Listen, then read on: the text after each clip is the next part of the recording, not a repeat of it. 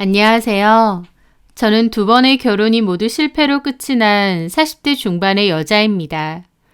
저는 제가 그토록 바라던 경제적 자유를 얻으면서 제가 꿈꿔왔던 삶을 살고 있습니다. 돈 때문에 많이 힘들고 서러웠기 때문에 지금의 여유로운 생활에 크게 만족을 하죠. 하지만 모든 것이 다 완벽할 순 없나 봅니다. 저는 경제적인 자유 외에도 따뜻하고 행복한 가정도 꿈을 꿨었는데요. 그 소망은 결국 두 번이나 실패로 끝이 났으니까요.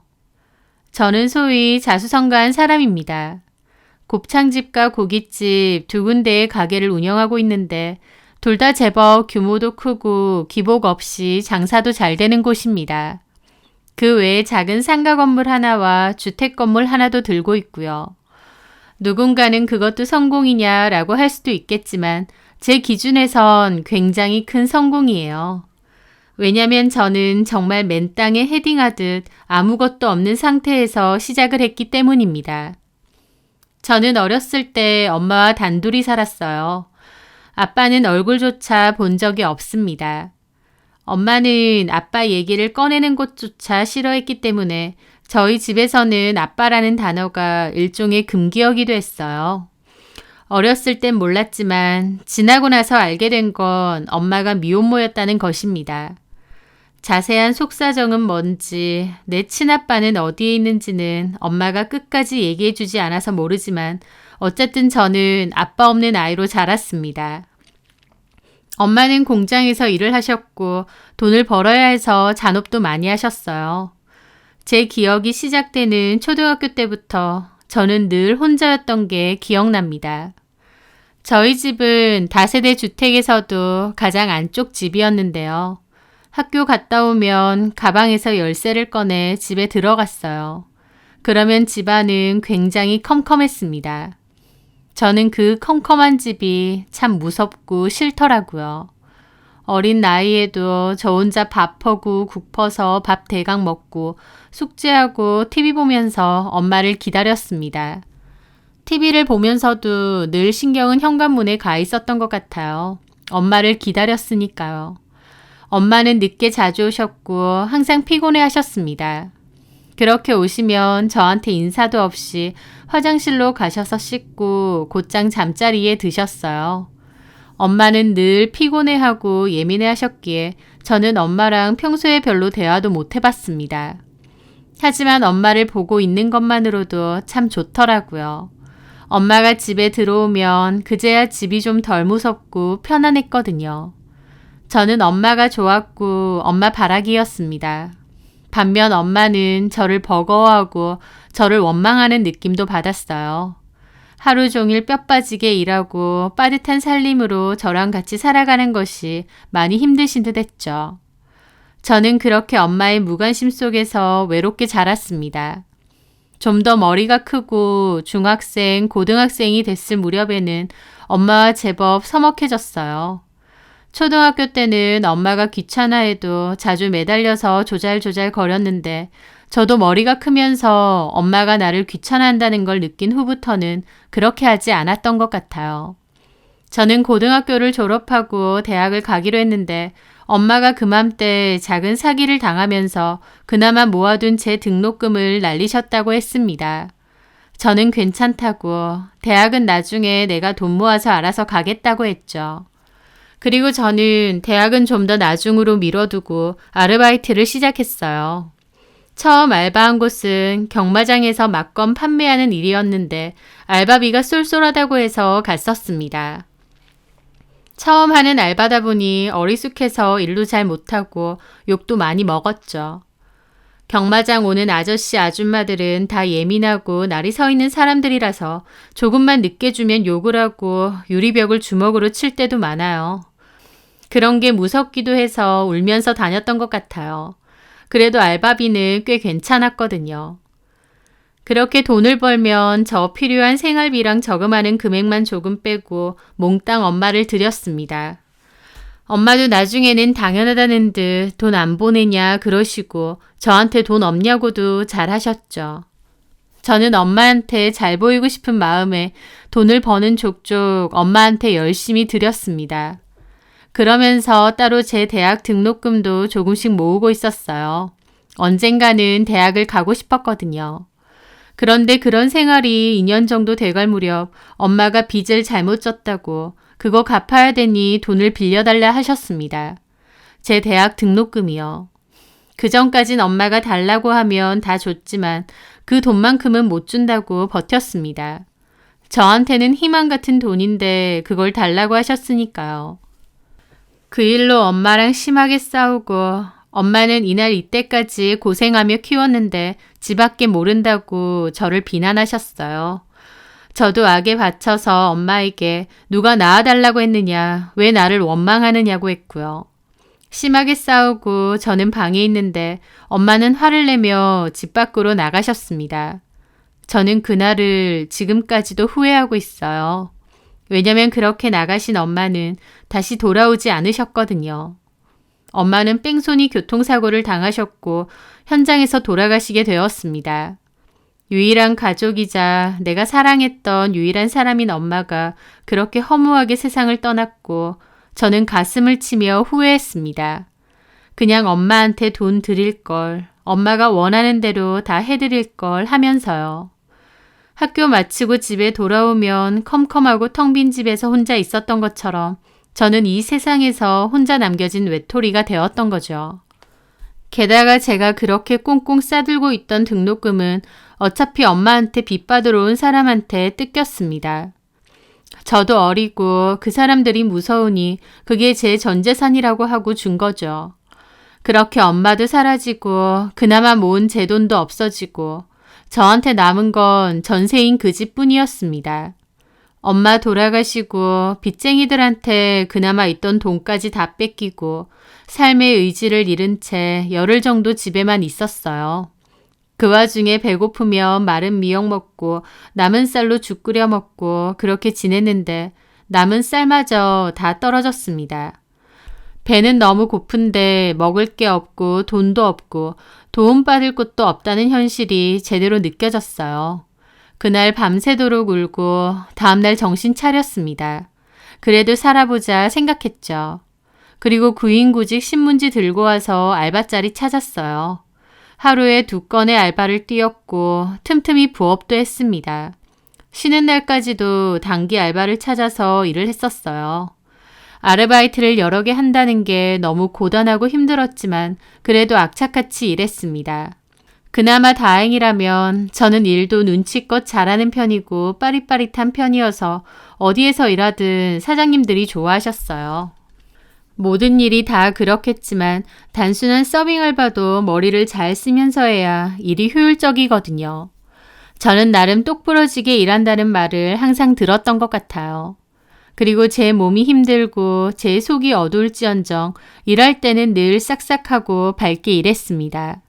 남의 돈 받으면서 일하려면 그 몫을 해야 된다는 생각이 늘 있었거든요. 꾀부리지 않고 성실하게 또 늘 씩씩하고 밝게 일하는 제 모습을 보며 월급을 올려주시는 사장님도 있었고 매니저 직급을 달아주신 사장님도 있었죠.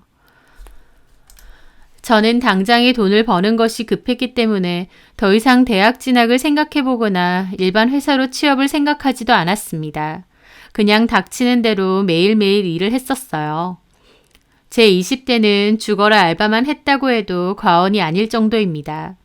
그 사이에 저한테 연애 걸어오는 동료 직원이나 손님들도 꽤 많았어요. 하지만 저는 그런 거 다 쳐내고 오직 돈 버는 것만 집중했습니다. 그때 일 마치고 늦은 시간에 집에 갈 때쯤 버스에서 퉁퉁 부은 다리를 주무르며 늘 그런 생각을 했습니다. 볕이 잘 들어오는 널찍하고 쾌적한 집에서 운동도 하고 취미생활도 하며 여유롭게 지내는 저의 모습 같은 거 말이죠. 아니면 다정한 남편과 귀여운 아이를 키우며 하하호호 행복한 가정을 이룬 모습도 생각했었습니다. 그런 생각만 해도 참 마음이 좋고 든든해지는 기분이었어요. 사람에겐 누구나 기회가 온다는데 나한테도 언젠가 좋은 기회가 올 거다. 그리고 그 기회로 나는 내가 원하는 삶을 살 수 있을 거다. 막연하게 그런 생각을 자주 했던 것 같아요. 그런데 그 기회는 제가 29살일 때 찾아온 것 같습니다. 열심히 일하는 저를 평소에도 늘 좋게 보셨던 사장님이 저한테 2호점을 맡아서 해보라고 하셨거든요. 월급 사장 자리를 제안하신 거죠. 저라면 너무 잘할 수 있을 것 같다고요. 저는 너무 감사하게 그 제안을 받아들였고 2호점을 제가 맡아서 운영하게 되었습니다. 비록 월급 사장이긴 해도 정말 최선을 다해 일했어요. 직원들보다 솔선수범해서 일했고 손님 한 분 한 분에게도 최선을 다했습니다. 나중에는 제가 운영을 맡았던 2호점이 본점보다도 매출이 더 잘 나올 정도였으니까요. 그렇게 계속 일을 했으면 좋았겠지만 사장님의 남편분이 저를 몹시 눈엣가시로 생각하셨어요. 원래도 2호점을 사장님 남편과 시댁 식구들이 운영하기로 했었는데 갑자기 저한테 넘긴 거였거든요. 그 과정에서 이래저래 잡음이 많이 생겼고 결국 저는 운영을 맡은 지 4년 만에 손을 떼게 되었습니다. 하지만 그때의 경험과 여태까지 모아두었던 자본을 바탕으로 제 식당을 열게 되었습니다. 저도 요리를 좀 했지만 그 전부터 알고 지내던 손맛 좋은 주방 이모님을 스카우트해서 시작했었어요. 여태까지 일한 노하우를 바탕으로 제 식당을 열었는데 감사하게도 제 식당은 처음부터 꽤나 잘 됐고 매출이 꾸준하게 잘 이어졌어요. 저는 대학도 못 갔고 다른 일을 해본 적이 없는 사람이었는데요. 그래서 어쩔 수 없이 계속 해오던 식당 일을 해오는 거라고 생각했어요. 배운 게 이것밖에 없으니까요. 그런데 제 식당까지 잘 되면서부터 자신감이 생기고 마음가짐이 달라지더라고요. 아, 나는 식당 운영하는 게 천직인가 보다. 내가 다른 일을 못해서 식당에서 일을 한 게 아니라 애초부터 일이 나한테는 제일 잘 맞고 잘할 수 있는 일이었구나 라는 것을요. 그렇게 운영하는 식당이 꾸준하게 잘 되면서 저는 꽤 많은 수입을 벌어들였습니다. 그리고 그 기세로 다른 식당을 열었어요. 메뉴는 달랐지만 그 식당 역시 잘 되었습니다.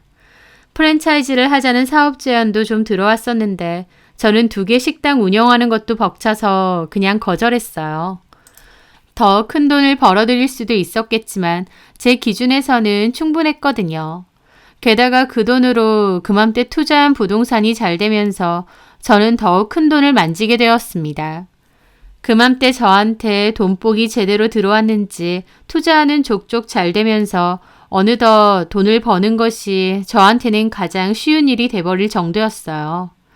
저는 그맘때 식당 2개와 작은 상가 건물 하나, 주택 건물 하나까지 들고 있었습니다. 쌀통에 쌀이 비어서 먹을 것도 없는데 돈도 없어서 마른 미역을 씹어 먹었던 제 앞으로 돈이 쏟아져 들어오기 시작한 겁니다. 저는 그맘때 제가 원하던 뷰가 좋고 볕이 잘 들고 널찍한 아파트를 계약했습니다. 가게 운영도 점장들에게 많이 일임을 했기에 운동도 배우고 취미도 배우러 다니면서 드디어 저에게 찾아온 여유를 만끽하게 되었습니다. 그 옛날 늦은 밤 아르바이트를 마치고 고단한 몸을 이끌며 돌아오던 제가 상상했던 그 집에서 말이죠. 참 행복하고 좋더라고요.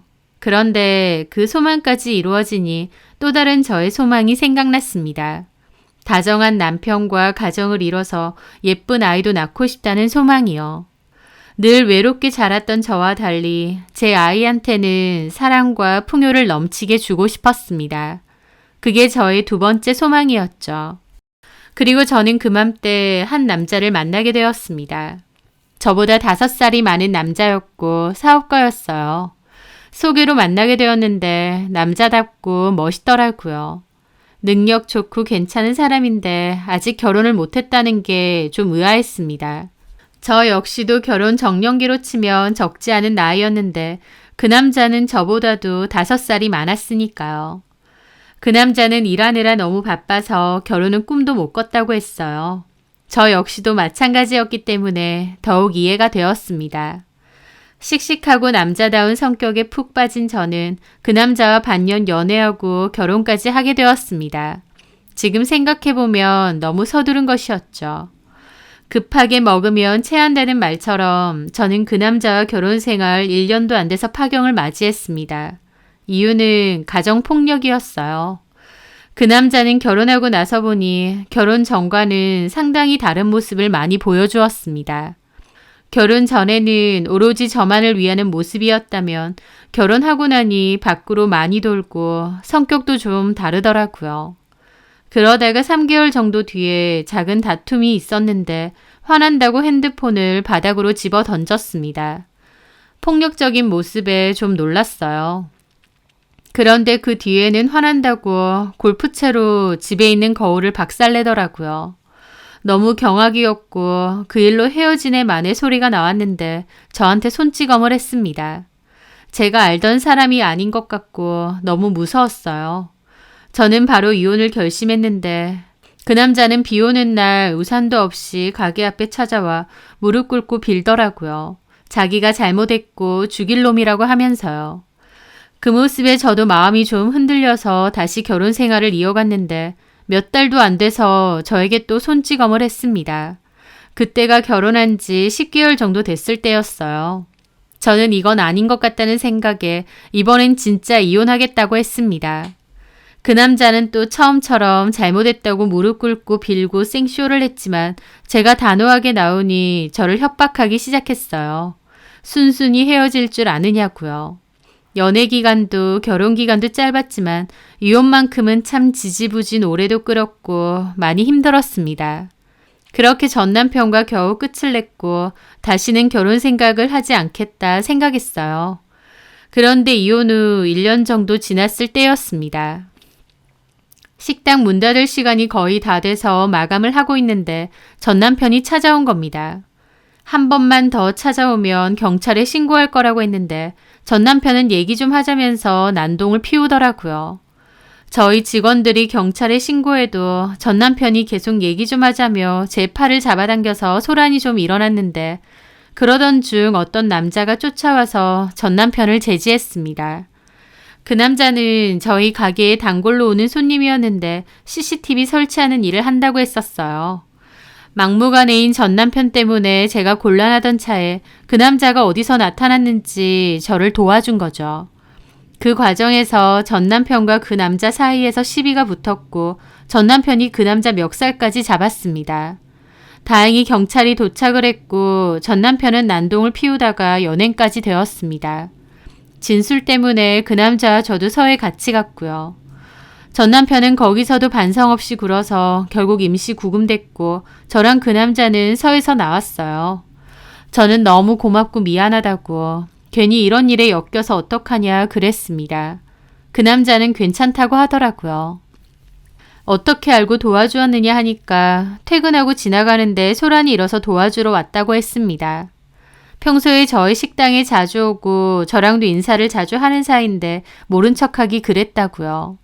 그냥 지나칠 수도 있는데 저를 도와줬다고 하니 참 고맙더라고요. 저는 다음에 식당 한번 오라고 식사 대접하겠다 그랬습니다. 그 후 저는 전 남편을 상대로 스토커 고소 및 접근 금지 신청도 했어요. 그러던 와중 그 남자가 동료들이랑 밥을 먹으러 저희 식당에 왔더라고요. 저는 너무 고마워서 그날 그 남자 포함 동료들이 먹은 것까지 싹 다 계산할 필요 없다고 했습니다. 손사래를 치는 그 남자에게 괜찮다고 했죠. 그때 저 도와주셨잖아요. 제가 저희 식당에 밥 한번 드시러 오라고도 했고. 그래도 인원이 많아서 이거 다 하면 돈이 꽤 나올 텐데. 괜찮다니까요. 그때 경황이 없어서 말도 제대로 못했는데 너무 고마웠어요. 고맙다는 말을 몇 번이나 하세요. 저야말로 괜찮습니다. 제가 뭐 특별하게 도와드린 것도 아니고. 그 남자는 수더분하고 착해 보이더라고요. 그 일을 계기로 그 남자와 저는 가깝게 지내게 되었습니다. 그 남자는 저보다 5살이 어렸어요. CCTV 설치하는 일을 하는데 본인이랑 다른 형 한 명이 공동 사업자라고 했습니다. 다른 동료들은 일 도와주는 직원들이라고 했고요. 야외에서 일을 하다 보니 피부가 까무잡잡했는데 웃음이 참 많은 사람이었어요. 웃을 때면 사람이 참 순박해 보이고 선해 보였죠. 저랑은 친한 누나 동생 사이로 지냈습니다. 저희 가게에 밥 먹으러 자주 왔고 저도 그 남자가 오면 반갑더라고요. 그러던 하루는 그 남자가 혼자 밥 먹으러 와서는 저한테 그러는 겁니다. 누나, 혹시 내일 저녁에 시간 좀 돼요? 내일? 왜? 나 영화 티켓이 생겼거든요. 공짜. 같이 보러 갈래요? 저는 그 남자의 말에 묘하게 가슴이 뛰었습니다. 데이트 신청인 건가 싶기도 하면서 이런 감정을 내가 가져도 되나 싶기도 했죠. 나랑? 뭐 하러? 다른 친구 없어? 여자친구. 없으니까 누나랑 보러 가자는 거죠. 이거 재밌대요. 같이 가요. 어차피 여기 점장님도 있고 직원도 많아서 자리 비워도 되잖아요. 저도 싫지는 않았지만 이렇게 해도 되나라는 생각이 더 컸습니다. 그렇게 망설이고 있는데 그 남자는 내일 데리러 오겠다고 하더라고요. 그렇게 다음날 저는 그 남자와 영화를 보러 갔어요. 영화 보여줘서 고맙다고 제가 술도 한 잔 샀죠. 저는 원래 제 얘기를 잘 하지 않는데요. 이상하게 그 남자랑 대화를 하고 있으면 마음이 편안해져서 제 과거 얘기, 저희 엄마 얘기 등도 다 하게 되더라고요.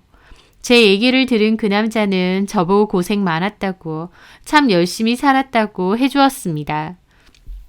그 말을 듣는데 뭔가 위로받는 것 같고 누군가 내 삶을 인정해주는 기분마저 들어서 눈물도 왈칵 났죠. 그 남자는 그 후 저에게 고백을 했습니다. 사실 전부터 저를 좀 좋아했었다고 하면서요. 저도 그 남자가 싫지는 않았지만 제 상황이 흔쾌히 그 남자가 좋다고 할 수는 없었습니다. 일단 이혼한 지 1년밖에 되지 않았고 전 남편 때문에 남자에게 학을 뗀 상황이기도 했어요. 그리고 그 남자는 미혼인데다 저보다 5살이나 어리고 저는 돌싱이다 보니 더 그랬죠.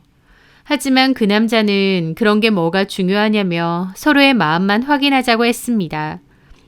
저는 그 후로도 오랜 고민 끝에 그 남자와 만나게 되었어요. 첫 번째 결혼이 너무 최악이었기에 오히려 괜찮은 사람을 만나 위로받고 싶은 마음도 컸던 것 같습니다. 그 남자는 다정하고 착한 사람이었어요. 말투도 부드럽고 저를 많이 위해준다는 느낌을 받았죠. 전 남편이 좋게 말하면 남자답고 거침이 없는 편이었고 나쁘게 말하면 좀 이기적이고 자기중심적인 사람이었다면 이 남자는 뭐든지 제 위주로 생각해주고 배려해주려는 느낌을 많이 받았었다고나 할까요? 그렇게 저는 행복한 연애를 했고 1년 반 정도 만났을 무렵 결혼 이야기도 오가게 되었습니다. 하지만 연애와 달리 결혼은 또 걸리는 게 많았죠. 제가 그때 이미 40이 넘었기에 아이를 가지는 건 좀 힘들지 않을까 싶기도 했고요. 하지만 그 남자는 우리 둘만 행복하게 잘 지내면 되지 굳이 아이는 필요 없다고도 해주더라고요. 그 남자는 제가 좋다고 결혼하고 싶다고 했지만 또 어머님 생각은 그게 아닐 수도 있잖아요. 그래서 어머님의 허락을 먼저 받는 게 순서라고 했습니다. 그 남자는 자기 어머니도 저를 좋아하실 거라고 했다지만 저는 좀 걱정이 되더라고요. 아니나 다를까 제 조건을 들으시고 저를 탐탁치 않아 하셨습니다. 아들보다 나이도 많은 것도 마음에 안 드는데 임신도 어려울 수도 있고 또 부모님도 안 계신 고아인데다 무엇보다 한 번 결혼을 했다는 점이 특히 마음에 안 드신다고 했어요. 어머님 입장에선 얼마든지 제가 마음에 안 드실 수도 있을 거라 생각했고 이해했습니다. 저는 천천히 어머님의 허락을 기다리겠다고 했죠. 하지만 마음은 많이 아팠습니다. 내 조건이 결혼을 승낙하기엔 많이 별로구나 라는 것을 깨달으면서요. 그 뒤에 남친이 겨우 자기 어머님과의 자리를 만들었습니다.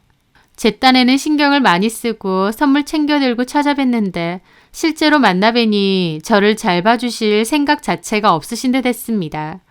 제가 인사를 드려도 대면대면하게 받으시고 거의 저에게 뭘 묻지도 않으셨거든요. 어머님 표정이 굉장히 안 좋으시고요. 남친은 제가 얼마나 성격이 좋고 또 열심히 살았는지 등 저에 대해서 좋은 말을 해주려고 노력했지만 남친 어머님은 듣지도 않으시는 듯 했습니다. 이러실 거면 뭐하러 한번 보자고 하신 건지 싶어서 저도 비참하더라고요. 그렇게 꽂아 놓은 보릿자루처럼 자리를 지키고 있는데 남친은 화장실을 다녀온다며 잠깐 자리를 비웠습니다. 그런데 그 틈에 어머님이 저에게 그러시더군요. 저기 이름이 수경이라고 했죠? 네, 어머니. 말씀 편하게 하세요. 됐어요. 뭐 얼마나 또 볼 거라고. 훈기가 한번 보자고 하도 졸라서 이런 자리 만들기는 했는데 솔직히 아가씨가 그렇게 탐탁지는 않아. 우리 훈기보다 나이도 5이나 많다고 그러고 또 한 번 이혼을 했다며? 저는 죄인처럼 고개를 숙였습니다. 네, 내 입장에선 좀 그렇지.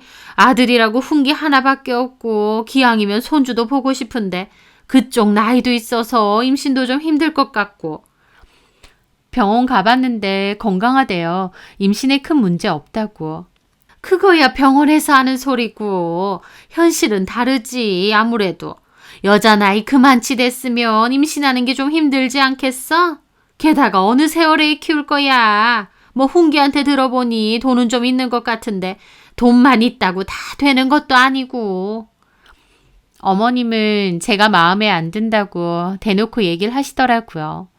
저도 남친이 좋긴 했지만 이런 모욕을 당하면서 이 결혼을 해야 하나 싶었습니다. 그래서 그렇게 제가 마음에 안 들면 그냥 헤어지겠다고 말씀드리려던 참이었어요. 그런데 그 순간 남친이 들어오더라고요. 엄마, 진짜 너무하신 거 아니에요? 내가 뭘? 이러려고 자리 만들라고 하신 거예요? 이 사람한테 상처 주려고? 아니, 확실하게 얘기하려고 그런 거지. 엄마, 저 엄마한테 너무 실망이네요. 이런 분인 줄 몰랐어요. 아니, 제가... 남친이 너무 흥분해서 따지길래 저도 당황해서 말렸습니다. 어머님이 가뜩이나 저 마음에 안 들어 하시는 와중에 남친이 저렇게 하는 게 전혀 도움이 될 것 같지 않았거든요. 왜 그래? 저 이 사람 상처받는 거 싫습니다. 엄마도 진짜 너무하시네요. 그러더니 저보고 가자고 하는 겁니다. 저는 당황해서 이러지도 저러지도 못하는데 남친은 제 팔을 이끌고 가자고 했죠. 어머님도 황당해 하시고요. 저는 밖에 나와서 남친에게 왜 그러냐고 했고 남친은 저한테 상처 줘서 미안하다고 했습니다. 그러면서 엄마랑은 상관없이 결혼은 진행하고 싶대요. 저랑 헤어질 수 없다면서요. 엄마가 자기 인생 살아줄 것도 아니고 사랑하는 사람과 결혼하고 싶다고 하는 겁니다. 그 말에 저도 가슴이 뭉클해졌어요. 불과 몇 분 전 어머님이 그토록 반대하시면 헤어지겠다고 하려 했는데 남친은 이렇게 저한테 진심이었구나 싶어서 그런 마음을 먹은 제가 미안하더라고요. 그리고 저랑 헤어질 수 없다며 눈시울을 붉히는 그 남자를 보며 저도 눈물을 같이 흘렸습니다. 그 남친은 어머님을 열심히 설득한 모양이었지만 어머님의 마음은 철옹성 같았습니다. 남친은 엄마가 끝끝내 허락 안 하시면 그냥 우리끼리 시골리고 살자고까지 했죠. 저는 그건 너무 어머님한테 큰 죄를 짓는 거라고 허락하실 때까지 기다리자고 했습니다. 하지만 남친은 엄마의 허락을 마냥 기다릴 순 없다면서 그냥 밀어붙이자고 했습니다. 그게 걱정되면서도 또 한편으로 남친의 그런 모습이 싫지만은 않더라고요. 주변 상황에 줏대 없이 흔들리는 게 아니라 저라는 사람 아니면 안 된다고 끝까지 밀고 나가는 거였으니까요. 그렇게 결국 저희는 결혼 날짜를 잡았습니다. 저는 이미 한 번의 결혼을 했었기에 스몰 웨딩으로 작게 하기로 했어요. 그런데 다행히 결혼식 직전에 어머님이 오신다고 하셨습니다. 저희끼리 결혼하는 건데도 너무 괘씸해하지 않으시고 결혼식에 와주신 건 감사했죠. 하지만 결혼식에 참석했다고 해서 저를 며느리로 받아들여 주신 건 아니더라고요. 결혼 후에도 어머님은 저를 마음에 들어하지 않으셨고 여전히 며느리로 인정하지 않는 느낌이었습니다. 이미 결혼까지 했는데도 저를 인정하지 않으시는 게 참 슬프더라고요. 하지만 남편은 저에게 무척이나 잘했고 늘 제 편이 되어주었습니다. 그래서 그것만으로도 이 결혼을 선택한 건 잘한 일이다 싶었죠. 그맘때 남편의 차가 너무 오래돼서 소음이 너무 시끄럽고 진동이 심했었어요. 남편은 저한테 한 번은 차가 퍼진 적도 있다고도 했습니다. 저는 너무 깜짝 놀랐죠. 차가 그렇게 갑자기 퍼지면 몹시 위험한 일이니까요. 저는 남편에게 차를 한 대 사주겠다고 했고 남편은 괜찮다고 손사래를 쳤습니다. 하지만 저는 남편의 차가 너무 불안해 보였기에 제가 선물을 냈어요. 가격으로 치면 1억 가까이 되는 국산차 중에서는 꽤나 비싼 SUV를 선물했죠. 남편이 한 번씩 저 차가 너무 예쁘다고 다음엔 저런 차를 몰아보고 싶다고 했었거든요. 제가 차를 선물하자 남편도 뛸 듯이 기뻐했습니다. 남편이 기뻐하는 모습을 보니 저도 너무 좋더라고요. 사랑하는 사람이 원하는 걸 선물할 수 있다니 저도 너무 행복했습니다. 남편과의 결혼 생활은 다 좋았지만 그럼에도 어머님이 늘 마음에 걸리고 죄송했어요. 남편은 자기 엄마는 신경 쓰지 않아도 된다고 했지만 제 입장에선 그렇지 않았죠. 그래서 저는 저를 반기지 않으셔도 한 번씩 연락도 드리고 선물을 사들고 간 적도 있습니다. 하지만 어머님은 제 전화도 잘 받지 않으셨고 찾아간다고 해도 바쁘다는 핑계로 자리를 금세 뜨셨어요. 선물도 잘 안 받으시고요. 내가 그렇게까지 싫으신가 싶어서 너무 우울했습니다. 이쯤 되면 저를 좀 받아주고 인정해 주실 법도 한데 어머님은 끝까지 저를 싫어하셨으니까요. 남편은 그런 저를 위로하면서 저만 있으면 된다고, 그러니까 엄마한테 굳이 잘 보이려고 노력하거나 인정받으려 하지 말라고 해줬습니다. 저를 위해 그렇게 말해주는 건 고맙지만 제 딴에는 어머님에게 늘 죄송할 수밖에 없었죠. 그러던 어느 날 남편이 저에게 그러더군요. 자기야, 미안한데 나 5천만 원만 좀 빌려줄 수 있을까? 왜? 운영비랑 직원들 월급도 줘야 되는데 저번에 했던 공사 대금이 아직도 안 들어왔어. 한 지가 언젠데 아직도? 모르겠어. 이 자식들이 돈 떼어먹으려는 건지 뭔지. 공사를 시켰으면서 그런 식으로 나온다고? 고소라도 해야 되는 거 아니야? 그런 고소를 함부로 하면 누가 앞으로 우리한테 일을 맡기겠어. 천천히 받아내야지. 근데 당장 나갈 돈이 꽤 있는데. 그럼 내가 빌려줄게. 저는 흔쾌히 남편에게 돈을 빌려주었습니다. 남편도 몹시 고맙다면서 저밖에 없다고 하더라고요. 남편은 그 뒤에도 급한 돈이 필요하다고 해서 2천만 원 정도 한 번 더 빌려가기도 했어요. 제 이런 얘기를 속속들이 잘하는 친구가 한 명 있는데요. 친구는 그런 말을 들을 때마다 좀 찝찝해했습니다. 이번에 또 빌려갔다고? 남편인데 뭐. 야, 아무리 그래도 그렇지. 정작 빌려간 돈 갚지도 않잖아. 가족이니까. 가족일수록 더 갚아야지. 가만 보면 너네 남편 진짜 봉 잡았다. 뭔 봉을 잡아. 그렇잖아. 너랑 결혼하면서 결혼 비용이 신혼집 비용으론 단 한 푼도 안 들었잖아. 게다가 네가 그 비싼 차도 사주고 돈 필요하면 돈 빌려주고. 아니 이렇게까지 지극정성인데 너네 시어머니는 왜 네가 마음에 안 든다는 거니? 자기 아들한테 얼마나 퍼주는 줄 알고. 나 참. 내가 남편보다 나이도 많고 또 임신 가능성도 낮다 보니까. 다른 여자랑 결혼했어 봐. 너네 남편이 지금처럼 그 비싼 차에 그 고급 아파트에 이런 생활이 가능했겠어? 너네 시어머니도 참. 친구의 말을 듣는데 씁쓸하기도 했습니다. 친구 말도 틀린 건 아니죠. 하지만 돈의 유무와 상관없이 그래도 저는 남편이 제 옆에 있는 게 든든하고 좋았어요. 게다가 첫 번째 결혼이 실패로 돌아갔기에 두 번째 결혼만큼은 잘 해내고 싶기도 했고요. 그러던 어느 날 저는 백화점에 쇼핑을 갔다가 고급스럽고 좋은 코트를 하나 보게 되었어요. 어머님한테 선물하고 싶더라고요. 그래서 그 옷을 사들고 시댁에 갔습니다. 어머님은 제가 뭔가를 선물하면 필요 없다고 도로 들고 가라고 잘 그러셨거든요. 이 옷은 좋아하시지 않을까 생각하며 어머님 댁을 가는데 남편이 전화가 왔더군요. 어디냐고요. 저는 어머님 댁에 간다고 했고 남편은 왜 자꾸 어머님 댁 가느냐고 그러는 거예요. 그러더니 자기도 온다고 했죠. 그렇게 저는 먼저 어머님 댁에 갔습니다. 어머님, 어쩐 일이냐? 오늘 가게 쉬는 날이라서요. 곧 저녁 시간인데 식사하러 가실래요? 됐다. 나는 집에서 먹을란다. 그러지 마시고요. 좀 있으면 훈기 씨도 오는데. 됐다니까. 어머님은 여전히 찬바람이 쌩쌩하셨죠. 저는 머쓱한 기분으로 옷을 꺼냈습니다. 저 어머님, 홍기 씨 옷 사러 백화점 갔다가 어머님 것도 하나 사왔어요. 한번 입어보세요. 잘 어울리실 거예요. 아휴, 됐다. 필요 없으니까 너나 입어. 어머님, 이거 어머님 드리려고 일부러 산 거예요. 누가 사달라고 했니? 필요 없다니까 귀찮게 굴어. 어머님의 모습에 저도 좀 울컥하더라고요. 어머니, 제가 그렇게 마음에 안 드세요? 이제 결혼도 했고 저 홍기 씨랑 행복하게 잘 살고 있잖아요. 이제 저 좀 받아주시면 안 될까요? 그 말에 어머님 코웃음 쳤습니다.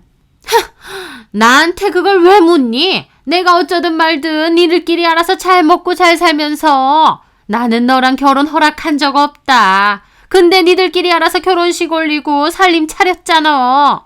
그럼 앞으로도 그렇게 살면 되지. 왜 자꾸 나한테 찾아오는 건데? 나는 너 싫고 안 반가워. 저는 어머님의 말이 너무 상처가 되었습니다. 어머님, 저 좀 좋게 봐주시면 안 될까요? 저 노력할게요. 노력한다고 나이가 적어지니? 노력한다고 이혼했던 사실이 없어져? 네가 내 입장에서 생각을 해봐라. 네가 반가울지. 게다가 너랑 결혼하면서 나랑 내 아들 사이도 틀어졌어. 걔가 얼마나 효자였는데 너랑 결혼한다고 내 말 어기고 지금도 나한테 이렇게 섭섭하게 군다. 근데 내 입장에서 네가 좋겠니? 자고로 여자가 잘 들어와야 집안이 평화로운 법인데 훈기가 너랑 결혼하고 나서 부모 자식 사이 엉망됐어. 이런 거 백날 들고 와봤자 나는 너 싫어. 하면서 제가 들고 온 종이 가방을 발로 차시는 거예요. 그런데 현관문에 남편이 서 있었습니다. 충격받은 얼굴로요. 저는 어머님의 모진 말씀에 눈물만 뚝뚝 흘리다가 남편이 서 있길래 놀랐죠. 엄마, 진짜 너무하신 거 아니세요? 내가 틀린 말 했니? 엄마 아들 그렇게 잘난 사람 아니에요. 저 사람 저에 비하면 얼마나 과분한 사람인 줄 아세요? 고아에, 이혼녀에, 나이까지 많은 제가 뭐가 가분해. 엄마, 이 사람한테 말 함부로 하지 마세요. 제가 사랑하는 사람이고 엄마한테 그런 얘기 들을 이유 없습니다. 엄마 이런 식으로 나오시면 저 엄마랑 인연 끊을 겁니다. 남편의 말에 어머님도 경악하시고 저도 너무 놀라서 남편을 말렸습니다. 왜 그래? 그런 말이 어딨어. 자기가 이런 취급 받는 거 도저히 못 참아. 오냐, 그래, 인연 끊자. 여자한테 미쳐서 부모 자식도 모른 척해. 그래, 인연 끊자. 내 집에서 꺼져. 어머님도 절규하셨고 저는 그 사이에서 이러지도 저러지도 못하고 쩔쩔맸습니다. 남편은 알겠다며 인연 끊겠다고 하더니 저를 데리고 그 집을 나갔어요. 저는 남편에게 왜 어머님한테 그렇게까지 하느냐 그랬고 남편은 아무리 엄마라도 저한테 함부로 말하는 거 못 참는다고 했습니다. 그리고 결혼을 했기 때문에 이제 가장 위해야 하는 가족은 어머님이 아니라 저라고 하더군요. 저는 어머님과 남편 사이가 너무 걱정되었지만 한편으론 사람 마음이 참 희한한 게 남편이 철저히 제 편에 서 있는 게 너무 고맙기도 하더라고요. 저한테 자기 엄마 마음에 들게 노력하라거나 무조건 맞춰드리라고 하라는 것도 아니고 어떤 상황에서도 뚝심 있게 제 편을 들어주었으니까요. 남편은 그 일로 결국 어머님과 인연을 끊다시피 했습니다. 연락도 거의 안 한다고 하더라고요. 저 때문에 그런 거니 그게 너무 미안하면서도 또 한편으론 남편이 너무 든든하고 고맙기도 했습니다. 저는 남편에게 너무 그러지 말고 어머님한테 종종 연락도 하고 찾아뵈라고 했어요. 하지만 남편은 엄마가 저를 받아주지 않는다면 자기도 안 볼 거라고 하더라고요. 남편과 어머님에게 미안한 마음이 갈수록 커졌죠. 그렇게 어머님과 연락을 끊은 지도 반년 정도 지났을 때였습니다. 저는 남편에게 지금 살고 있는 아파트 명의를 남편 명의로 바꾸겠다고 했어요. 그 전에 남편이 한 번은 술 먹고 자기는 이제 마흔이 다 되어 가는데 모아놓은 돈도 별로 없고 잃어놓은 것도 없어서 서글프다는 소리를 했었거든요. 제 재산은 결국 제 거고 자기는 사업한답시고 설치고 다녔는데 결국 남는 것도 없다고 하면서요. 술 먹고 한탄을 좀 했는데 그게 마음에 걸렸던 저는 아파트는 남편 명의로 해주겠다고 했습니다. 그럼 마음이 좀 덜 서글프겠냐고요. 남편은 너무 기뻐하면서 고맙다고 하더라고요. 어차피 같이 사는데 누구 명의인지가 뭐가 중요하겠냐마는 그래도 사람 기분이라는 게 있잖아. 알지? 그럼 고마워 자기야. 나 엄마랑 인연 끊으면서까지 자기랑 결혼한 거 진짜 잘한 것 같아. 자기 덕분에 나 너무 든든하다니까? 저는 기뻐하는 남편을 보며 그거면 됐다고 생각했습니다. 사랑하는 사람에게 주는 건데 아깝지도 않았고요. 그런데 그런 남편의 진짜 얼굴을 보기까지는 그리 오래 걸리지 않았습니다. 저는 그맘때 유기견 한 마리를 입양하기로 했었어요. 전에 후원했던 유기견 센터에서 유독 눈에 밟히는 아이가 있었고 제가 입양을 결정했습니다. 남편도 찬성했고요. 그렇게 강아지를 입양했는데 낮에는 저도 집을 비우는 일이 잦다 보니 집에 펫캠을 하나 설치해야겠다 싶었어요. 그래서 펫캠을 하나 사두었는데 남편이 자기가 설치하겠다고 해놓고 자꾸 미뤄두는 거예요. 그래서 하루는 제가 그냥 설치를 해두었죠. 생각보다 간단하더라고요. 영상도 잘 찍히고 음성도 잘 찍혔습니다. 굳이 남편이 안 해도 됐었네 생각하면서 그 후론 틈틈이 저희 반려견을 확인했었죠. 그런데 그날은 식당 브레이크 타임이었습니다. 저는 잠깐 앉아서 쉬면서 습관처럼 펫캠을 보게 되었는데요. 남편이 그날은 일이 일찍 마친 건지 집에 있더라고요. 펫캠이 설치 안 된 채로 계속 올려만 있었다 보니 남편은 펫캠이 작동되는지 모르는 것 같았어요. 저는 카메라로 찍히는 남편을 보니 왠지 재밌고 신기하더라고요. 제가 쓰는 펫캠은 제 음성도 카메라에서 나오고 카메라로 녹음되는 음성도 제가 들을 수 있는 양방향 캠이었습니다. 그래서 남편에게 말을 한번 걸어볼까 얼마나 놀랄까 생각하던 와중 남편이 갑자기 전화를 받더라고요. 그런데 예 엄마. 남편은 아무렇지 않게 엄마라고 하며 전화를 받는 겁니다. 폰으로 지켜보던 저는 그 모습에 좀 당황했죠. 남편이 어머님과 연락도 안 한 지 6개월이 넘었다고 알고 있었거든요. 그런데 너무 아무렇지 않게 어머님과 통화를 하고 있으니까요. 나 오늘 일찍 마쳐서 집에 왔어요. 그 사람은 식당 갔겠지 뭐. 식사? 좀 이따가 하지 뭐. 오늘 늦게 올 거야. 남편은 아무렇지 않게 통화를 이어갔습니다. 사실은 어머님과 계속 연락을 주고받았나 어리둥절했죠. 그런데 남편이 아, 엄마 들었죠? 이 집 내 명의로 바꿔준다는 거. 하면서 막 킬킬대고 웃는 겁니다. 제가 아파트 명의 바꿔준다는 걸 얘기하더라고요. 어떻게 꼬셨긴. 내가 며칠 전에 신세 한탄 좀 했거든. 이 나이 되도록 가진 것도 없다면서. 그랬더니 지가 알아서 명의 바꿔준다고 하더라고. 차도 받고 돈도 필요하면 알아서 꺼내 쓰고. 이제 이 집까지 내 거라니. 나 진짜 결혼 잘한 것 같지 엄마? 하면서 키득거리는 겁니다. 그 모습이 제가 알던 남편이 아닌 것 같아 벙쪘죠. 나중에는 수경이 들고 있는 건물도 내 명의로 바꿔달라고 할 거야. 야금야금. 내가 부모 자식 인연까지 끊어가면서 이혼녀의 고아인지랑 결혼해줬는데 그 정도는 나한테 해줘야지. 내가 이런 것도 아니면 뭐하러 결혼하겠냐고. 엄마 좀만 기다려봐요. 내가 수경이 갖고 있는 재산 야금야금 내 쪽으로 싹 다 바꿀 테니까. 나이 많고 장사해도 은근히 순진한 구석이 많다니까. 살다가 삐끗해서 이혼해도 내 몫으로 다 챙겨둬야 손해가 없지. 그리고 나중에 엄마도 이 집 와서 같이 살아. 적당히 며느리로 받아주는 척하면 수경이게도 감동받아 하면서 엄마 잘 모실 거니까. 지금처럼 반대하는 척 좀만 더 해주세요. 하는데 그걸 듣고 있는 저는 소름 끼치더라고요. 어머님이 저 끝까지 반대하고 남편은 저를 위해서 어머님과 인연까지 끊은 척했는데 그게 다 짜고 치는 고스톱이었어요. 미안함을 느끼는 저에게 야금야금 재산을 받아내면서요. 연애도 하고 결혼도 했지만 남편의 이런 저열한 모습은 처음 봤기에 너무 충격이었습니다. 그럼 처음부터 내 돈 보고 접근했나 싶은 생각마저 들었죠. 저는 참을 수 없는 분노를 느끼며 남편의 그 녹화 내용은 저장을 해두었습니다. 어머님도 단순히 제가 이혼녀의 나이가 많아서 자기 아들이 아까워서 저를 밀어내고 싫어하는 줄 알았는데 이제 와서 보니 남편하고 다 계획하고 저를 반대하고 싫어하시는 척 한 거였어요. 이런 악랄한 모자한테 속았다 생각하니 너무 분통 터졌죠. 사랑하고 믿었기에 그 배신감과 충격이 더 컸습니다.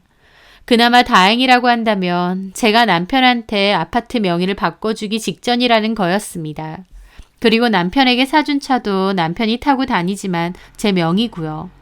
저는 이런 대화까지 들은 이상 이 남자와 계속 살 순 없다는 생각이 들었습니다.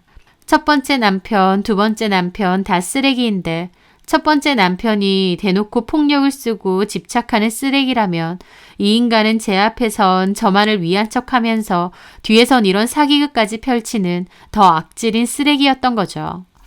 이런 인간인 줄도 모르고 늘 고맙고 미안하다고 생각했고 또 그의 엄마한테 잘 보이려고 노력했던 세월들이 기가 막힐 뿐이었습니다. 저는 바쁘다는 핑계로 최대한 남편과의 마주침을 최소화하면서 며칠 동안 마음의 정리를 했습니다. 첫 번째 결혼에 이어 두 번째 결혼까지 실패로 돌아갔다는 게 참 기막히고 서글펐지만 그렇다고 모르는 척 덮어두고 이 결혼 생활을 유지할 순 없었어요. 그렇게 마음의 정리를 끝낸 저는 남편에게 부동산 투자할 게 좀 있는데 며칠 뒤에 돌려줄 테니 일단 당신 통장에 있는 돈 좀 쓰자고 했습니다. 저번에 못 받았던 공사 대금이 들어왔다고 했거든요. 남편은 인건비며 장비 비용이며 다 써야 될 돈이니까 쓰고 바로 돌려달라고 하면서 의심 없이 통장을 주었습니다. 저는 은행 들고 가서 제가 빌려줬던 7천만 원 뽑아서 제 통장으로 이체시켰죠. 그리고 며칠 후 남편이 돈은 언제 다시 돌려줄 거냐고 하더라고요. 저는 그 말을 하는 남편에게 똑바로 말했습니다. 내 돈 내가 돌려받은 건데 왜 돌려줘야 하냐고요. 남편 어리둥절해 하길래 그랬습니다. 전에 나한테 7천만 원 빌린 거 까먹었냐고요. 냉랭한 제 말에 남편도 놀라더라고요. 어? 갑자기 그게 무슨 말이야? 당신이 내 돈 줄 생각을 안 해서 내가 알아서 빼갔어. 빌려준 돈 돌려받은 것 뿐이야. 잠깐만. 그렇게 말 안 했잖아. 자기야, 이런 식으로 하면 안 되지. 나 그거 사업자금이라니까. 다 나가야 될 돈이야. 그래서 어쩌라고. 내 할 바 아니잖아. 자기야, 갑자기 왜 이래? 나한테 뭐 서운한 거 있어?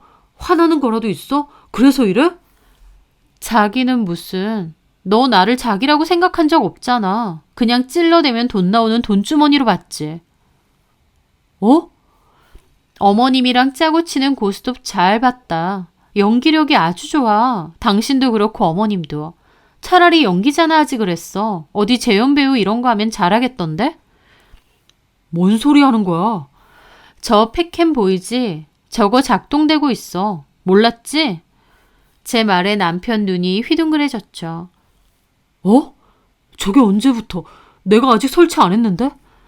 내가 했으니까. 저기에 너랑 니네 엄마가 하는 얘기 다 녹화됐거든. 내 아파트 네가 뺏으려고 했다는 얘기까지.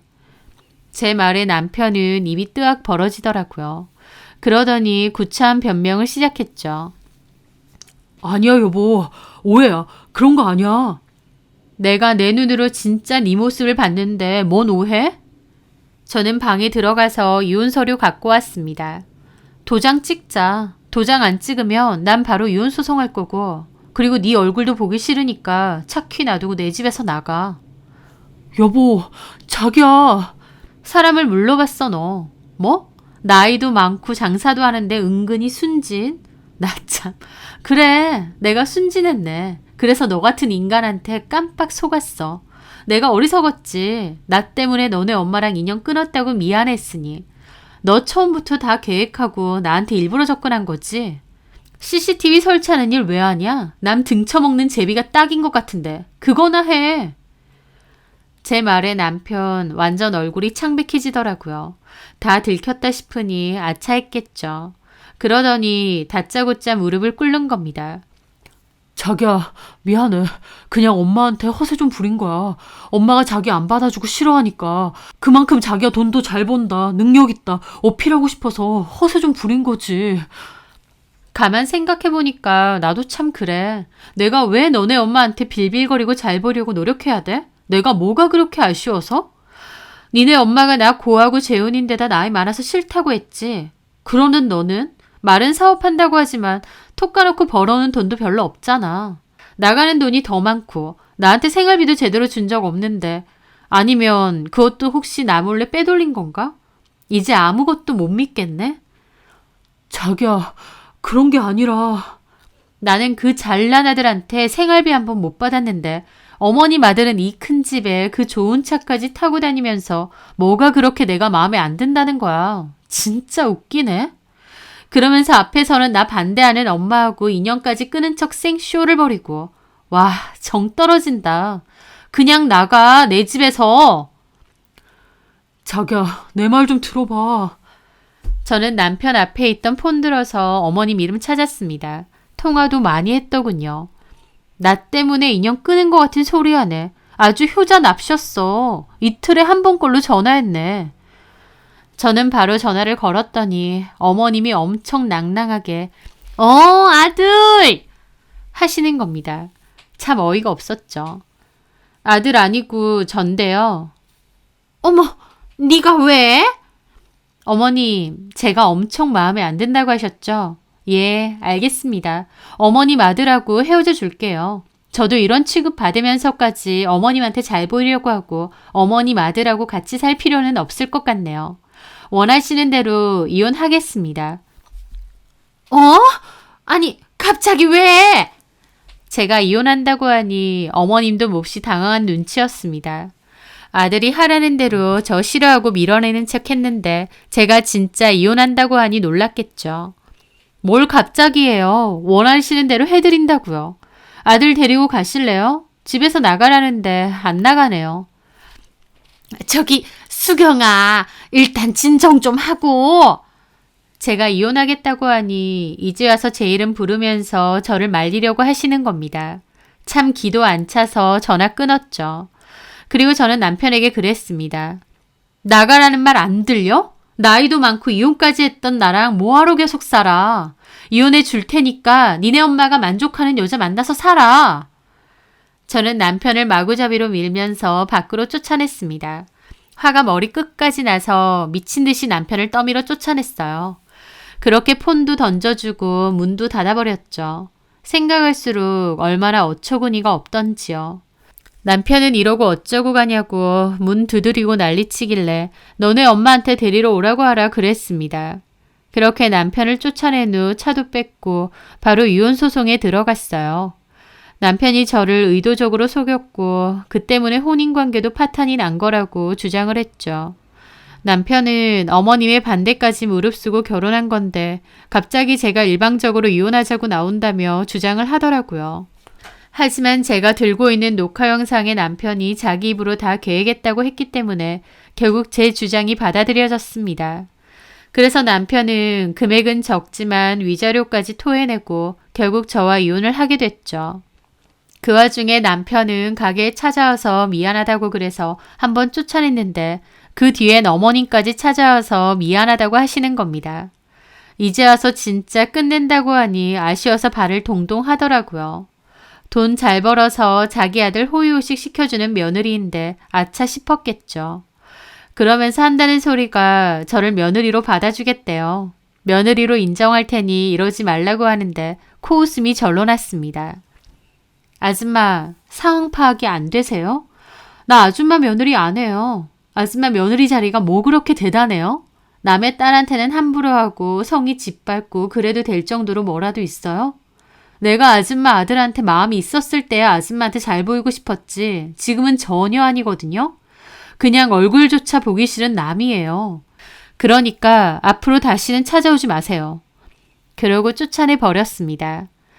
남편이고 시모고 진짜 소름 끼치는 인간들이다 싶었죠. 그렇게 시간이 흘러 저의 이혼도 마무리가 되었습니다. 저에게는 2개의 이혼 딱지가 생긴 거죠. 누군가는 저에게 2번이나 이혼했다고 손가락질할지도 모릅니다. 하지만 그게 자랑스럽지는 않을지언정 부끄럽지도 않습니다. 어쩔 수 없는 상황이라는 것도 있으니까요. 제가 그런 딱지가 부끄러워서 모른 척 덮어두고 살았더라면 저는 사는 내내 남편을 믿지 못하고 원망하며 지옥 속에서 살았을 겁니다.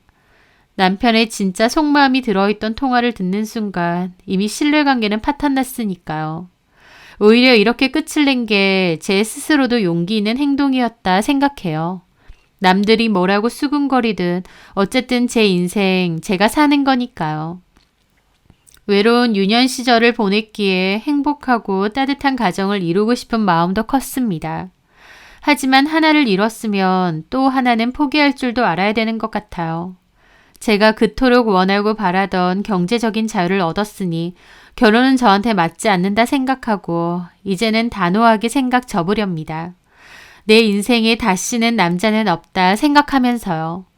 또 제 일이 있고 제 돈이 있기 때문에 그런 상황에서도 망설이지 않고 좀 더 빨리 뛰쳐나올 수 있었던 게 아닌가 싶기도 해서 제가 하는 일에 더 감사하기도 해요.